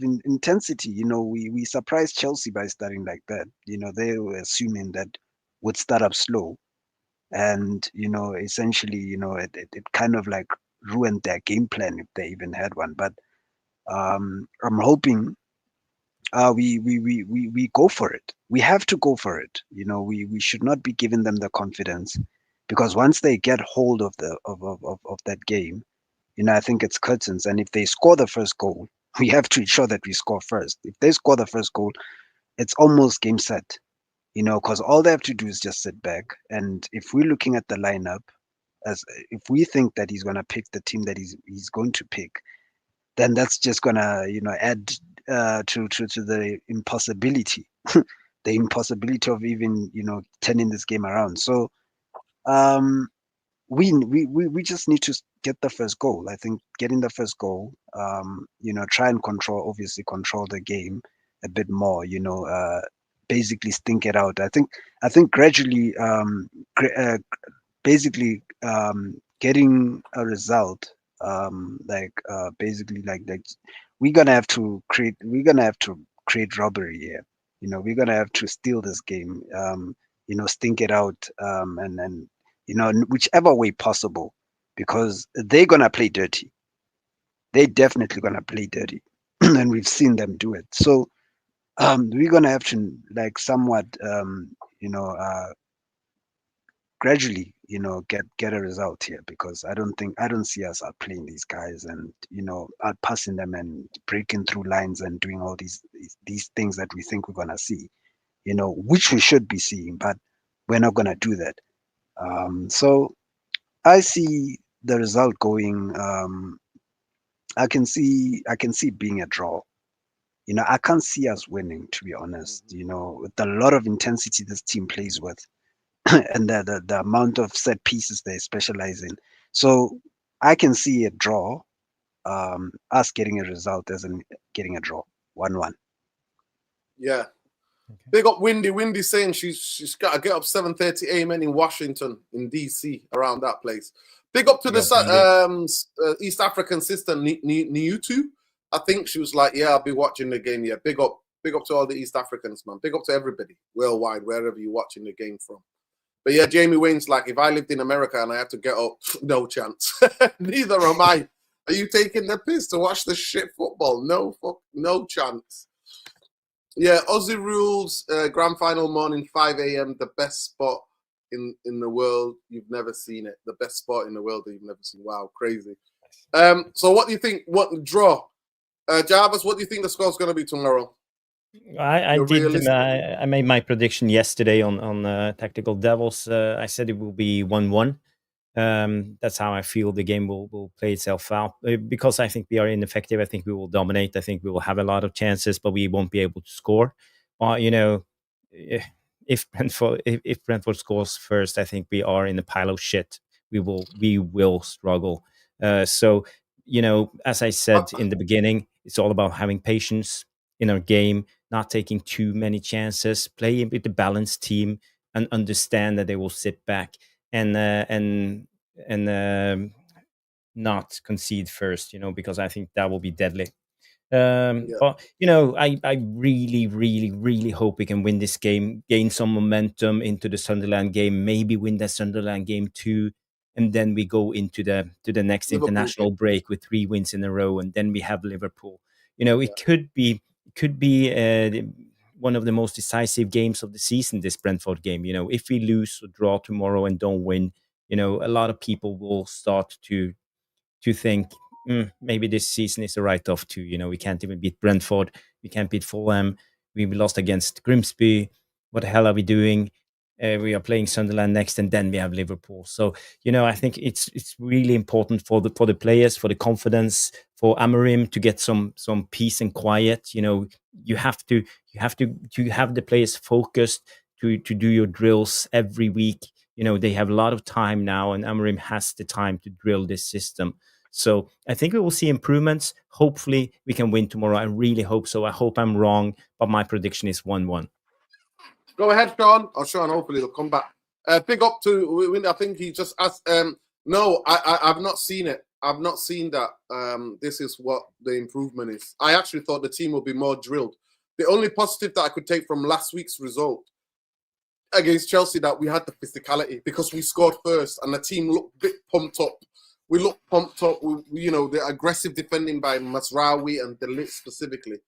Even but what about the diamond midfield and actually Bruno playing as the 3 number 10? It's very difficult to judge against 10 men. I can't judge that. I cannot judge that against 10 men. But the only thing that tells me that this is the way forward, was we were doing it in the first 5 minutes, 11 against 11. Number 10, Jarvis. Bruno technically was playing more of a number 10 and more of a forward. Yeah.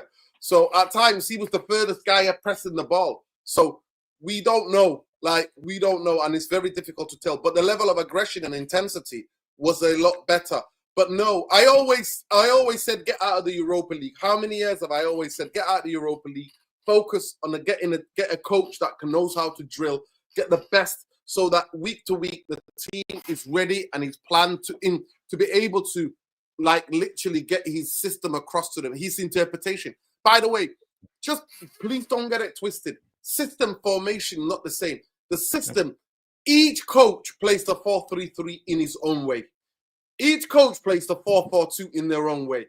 Each coach plays 3-4-3 in their own way. It's his interpretation. It's Amorim's specific interpretation and the player profile he has in the positions. That is what is harming us, because they didn't back this guy to the way.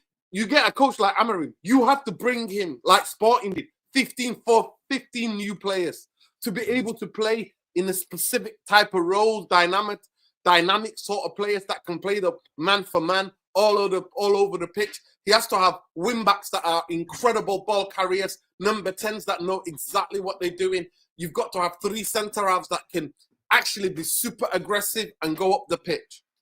So these are the different types of things that we need. So at the end of the day, it is what it is, people. It is what it is. I'm going to say, you know what? Why not? I'm always realistic, but I'm going to be positive. United win 2-1. I'm forcing myself. I'm literally hijacking myself. Big up Phil. I hope he's good. I can see him, his silhouette. I can see him in the trophy. How's his football team doing? Oh, they did well. They won the other day. They won the game 8-6. Wow, they were down at halftime. Philip scored a brilliant goal, and he's doing well at the moment. I wanted him one of the best coaches in his corner. So wow, yeah. Thank you. I expect him to be enjoying the football. But yeah, sending love to him. So yeah, I'm gonna be positive, people. But yeah, get in the comments, people, quickly before we end the show. Tell me what the score's going to be tomorrow. Big up to Sean. I think Sean's got off. Yeah, big up Sean. I'm sure Sean would have said Manchester United win. I'm sure Sean would have gone for it as well. He would have been like positive and say, so on his behalf, I'm being positive. Yeah. Nordin, speaking of Philip, let me just show you this clip. I think it's hilarious how he played the last game. I bet he's got better positional sense than Manchester United. I show this on my channel. This is Philip with the red woolly cap, and he uses his left foot, his right foot. He's composed on the ball. Look at him here, chipping it up, little Jimmy. Goes past this man. Is it that cold already? Is it that cold? It's cold already. Yeah, that was terrible. Wow. He likes to dribble. He loves the flair of the game. But so you give him the drop on the shoulder. The kid rolled on his forehead, man. Damn. That's it's crazy. hilarious. Yeah. Well, it's good. Yeah. It's good. That's amazing. Big up Phil. Is it Philip? Thanks. Is it Phil? Philip, yeah? Philip, yes. Philip, yeah. Big up Philip. Love to him, man. Love to him. If you're sick of Man United, there's always... You don't have an autumn, do you? You either have summer or winter. No autumn. No, you always take like 3 weeks, and then you have winter time again. So next couple of weeks, it will start to the frost will come, and then the winter will come. So yeah, it's terrible. That's crazy. Yeah, Proper people around here, people. Wendy, it was 6 degrees in rain. 6 degrees in rain, Wendy. So yeah, it's not good. But tomorrow it's 17 degrees all this weekend. I have a golf tournament on Sunday, so I'm looking forward to it. Sunny, so it's not too bad. I'm not complaining. You watching the Ryder Cup as well? Ryder Cup. You've been watching a Ryder Cup? Do you watch it's now. Yeah, it's brilliant. We have one Norwegian guy, Hovland, is playing, so it's kind of interesting. He plays for Europe with McIlroy and the rest of them. Yeah. That's crazy, people. But yeah, people, we've given you that amount of content, man. We've given you 2 hours of content. YouTube is doing a madness. I don't know what they've done. This channel was always shadow banned, and I don't even think we've got to 100 likes. It's crazy what they're doing to the small content creators. I don't know what they're doing, man. I genuinely don't. We've still not got 100 likes, which is a shame. We've been live for 2 hours, providing quality content, really feeling the pain and analysing what Manchester United could do. We asked the question, can Man UFC players stand up to the physicality of Brentford? 55 said no, 45 said yes. So that's the community poll. Every time we're live on a stream, we do a live community polls. We have a couple of polls, but yeah, big up to everybody. And make sure you please check out the two brothers here. Make sure you check out Sean as well. Make sure you check out Jarvis Tactical Devils. Jarvis, are you going live straight after the game tomorrow? No, I think we will try to go live 8ish after the last game of the Premier. I don't know when's the last game of the Premier League playing tomorrow. It's probably around 8ish. Yeah, Stu and I will do an hour match reaction. So if you're not doing anything, feel free to jump on. Yeah, definitely. If I'm around, I'll definitely jump on. Yeah, but make sure you check out Java's Tactical Devils. He'll be live about 8 o'clock tomorrow. I'll be doing an instant match reaction at 2 o'clock, and then hopefully be back with a panel at night around 10:30 maybe, if the boys are around. I'll jump on. And then Lesso, make sure you check out Lesso Football TV. His hashtag is Black Rain, at Black Rain on X. How do you spell it? Can you change your thing for your Twitter? But yeah, make sure you check out Jarvis Cocker and his Bowley BOLE77 on X, and Tactical Devils on YouTube. We need to get Jarvis and 2,000 to 5,000 people, so let's go. Subscribe to the channel if you're not already subscribed. And yeah, it's Black Rain on X. Black Rain on X. Make sure you check out Lesso or Black Rain on X. Yeah, for people that give him a follow. There we go. And yeah, you can follow us, Mr. Structure, YouTube, but United Real Therapy. It's a channel, and it's at the bottom here. That guy, Red Devil. I'm always, for the past 4 years, by the way, I've always been saying, anytime you got an away game or even home game, I'm like, first goal first, first goal vital. How many times have you seen my tweets? First goal vital, first goal, and before the game starts, first goal vital. Can you imagine that level of psychology, like, to your thinking, your team? If the other team scores, psychologically, bottle jobs. But Nora, I haven't asked you. Maybe you covered it in the beginning of the show, but it looks like Binder is going to start, and we know that Brentford will come with a lot of corner kicks, in swingers, and long throw-ins. So, do we really trust Binder to start this game, because he looks terrible when it comes to claiming crosses? Would you definitely go for Lamens, or I saw Tom Heaton was in the squad now? Yeah. I would go for Lamens tomorrow, me personally, or Tom Heaton. I would go with somebody. But Bayern is terrible, man. He is terrible. Yeah. So what happens if United don't qualify for the Europa League again? Well, then that is where we're at. And I don't think then if he doesn't qualify for the Europa League, I don't think Amarim going to be here. That's what the Jim has said. Jim Glazer has said, if we've got players to get us to Europe, if we don't get Europe, that's the expectations. So yeah. Lesso, Bayern tomorrow, or would you start Lemons or Heaton? I would start with Lamens. Like I said, but we know what the manager is gonna go with. He's gonna go with Binder. So it's trial and tested for him. So he's not gonna try and do risky moves anytime soon. So yeah. Yeah, it's crazy, people. It's crazy, but we'll find out tomorrow, 2:30. Check out the channel. Straight match reaction, straight up. After 10 minutes of the game ending, we'll be doing a 10-15 minute. Are you doing a watch along with Saeed, or? I'll be doing a watch along with Saeed, tomorrow, yeah. Yeah, okay. Yeah. We'll be doing on Saeed's channel. On Saeed's channel, yeah. Yeah. He's sweating. I'll be there. Hopefully Saeed can feed me brunch, because on Saturdays, I don't get up early and eat. I just like to get up and have brunch, and the weekend I like to have brunch. Not get up and eat straight away. So yeah. Yeah, that's the best with the weekend. You can sleep in, but not tomorrow. No. Yeah, big up, people.